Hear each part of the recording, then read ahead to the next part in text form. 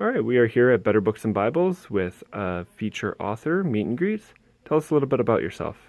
My name is Cameron Fraser.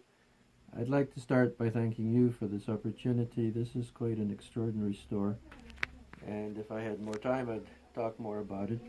But I'm here to talk about myself and my books. I was born in Zimbabwe of missionary parents, grew up in Scotland. I was a pastor in Western Canada for 30 years.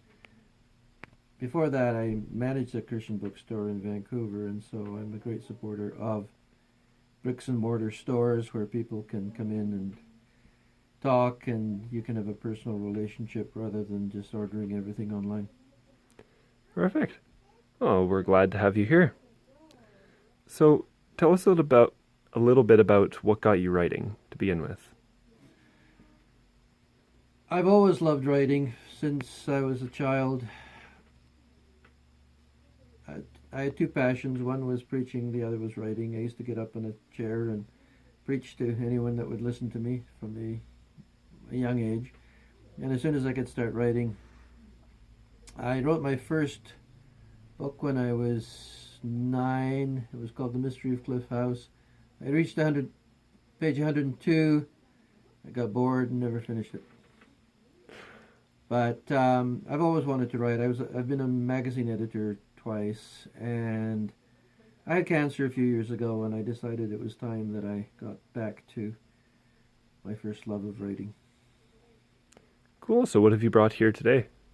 I have several books here, but the one that I'm particularly interested in talking about is this one called Learning from Lord Mackay, or Mackay as we'd say in North America, Life and Work in Two Kingdoms. Let me just read what it says on the back. James Mackay served as Lord Advocate of Scotland and Lord Chancellor of Great Britain. He is, in the words of a past president of the Law Society of Scotland, not only an outstanding man in his profession, but one of the most brilliant Scottish scholars of all time. He is also a humble Christian who has served his Lord in church and state.